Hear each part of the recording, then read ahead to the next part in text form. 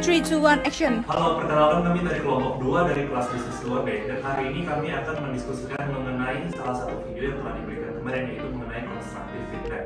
Nah, sebelum kita masuk ke dalam videonya dulu, kita akan memperkenalkan diri terlebih dahulu. Nama saya Luis Denardi dan saya akan sebagai moderator dari diskusi pada kali ini. Perkenalkan, nama saya Jovan. Perkenalkan, nama saya Jeffro. Nama saya Vincent.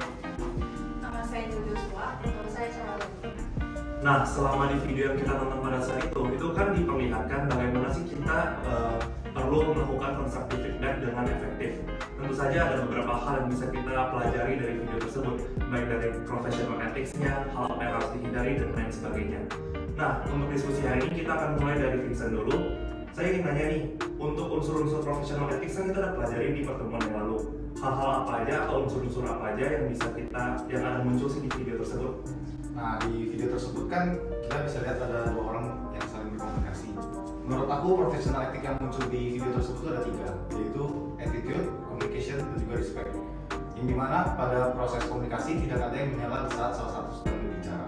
Itu termasuk ke dalam attitude dan juga respect. Kemudian dalam communication, bahasa yang digunakan itu formal dan tidak kayak menyindir lawan bicara gitu.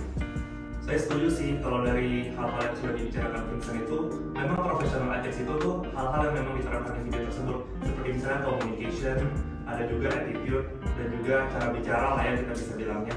Nah, untuk selanjutnya mungkin aku mau tanya ke Jovan. Nah, apa sih akibatnya bila unsur-unsur professional ethics itu dilanggar? Jadi kalau menurut saya, jika professional ethics ini dilanggar, maka tentu saja bisa terjadi komunikasi yang menimbulkan kesalahpahaman dari kedua pihak tersebut. Bisa saja informasi yang sebenarnya ingin disampaikan justru menyinggung pihak yang menerima informasi dan memberikan kesan yang buruk. Dalam kasus ini, contohnya ini karyawan tersebut bisa saja tersinggung dengan perkataan manajernya dan kemudian bisa saja menekan performa dari kerjanya.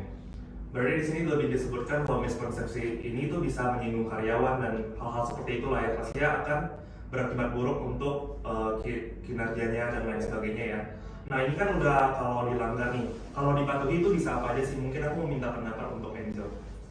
Kalau menurut aku sendiri, kalau misalkan unsur professional ethics itu dipatuhi, maka akan menciptakan suasana yang pastinya lebih harmonis ya, dan rasa percaya itu akan timbul gitu satu sama lain.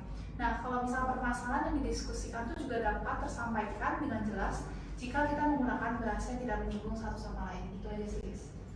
Oke, berarti untuk kalau dipatuhi itu akan terhindar dari kesalahpahaman dan lain sebagainya. Jadi sebenarnya Jovan sama Angel lumayan satu ini juga ya. Nah kan video ini kita udah nonton cukup beberapa kali ya. Jadi tentu saja pasti ada hal yang kita bisa dapatkan dari video tersebut.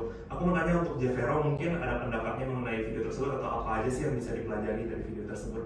Menurut aku tuh pelajaran yang dapat dari video ini, kita bisa tentunya dengan constructive feedback ini kita harus menggunakan komunikasi secara baik dan benar, serta menggunakan bahasa yang tidak menyinggung lawan bicara kita. Oke. Berarti kalau dari video sendiri constructive feedback itu penting kita perhatikan dari professional ethics-nya dulu pertama. Jadi kita tuh kalau bisa menggunakan bahasa yang tidak akan menyinggung lawan bicara kita supaya pesannya juga tersampaikan dengan baik, benar? Nah, oke, kalau begitu kita coba lanjut ke persoalan selanjutnya, yaitu jika kita berada di situasi yang serupa nih, kalau menurut Champin sendiri hal apa sih yang perlu kita lakukan? Nah, jika mengalami situasi yang seperti diceritakan di videonya, yang pertama saya akan mengobservasi peristiwa dulu supaya kita bisa tahu nih mau kasih feedback apa. Lalu saya akan memilih waktu dan tempat yang sesuai untuk memberi feedback itu kepada orangnya gitu. Tempat yang dipilih harus private supaya orang lain tidak dapat mengganggu. Lalu kalau feedbacknya sangat serius, maka saya akan menjadwalkan meeting dulu. Nah, saat menyampaikan feedbacknya, saya akan menggunakan bahasa positif dan menghindari kata-kata yang dapat menyinggung perasaan seperti yang tadi Jeffro udah ngomong. Nah, misalnya nih, daripada kita bilang kamu seharusnya nggak gini, mending kita bilang kalau apakah kamu sudah mencoba mempertimbangkan seperti ini gitu. Oke, berarti mungkin kalau menurut Champin ini ada hal-hal kecil yang sebenarnya kita perlu perhatikan lagi. Misalnya tadi dari sesimpel mau bikin meetingnya tuh lebih private supaya tidak dilihat orang-orang supaya nanti lawan bicaranya juga tidak merasa uncomfortable gitu ya.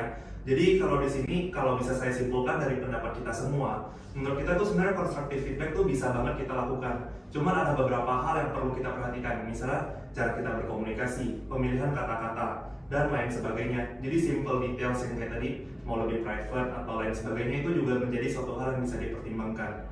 Nah, mungkin begitu saja hal yang ingin didiskusikan oleh kami. Terima kasih atas perhatiannya. Thank you. Thank you. Woo!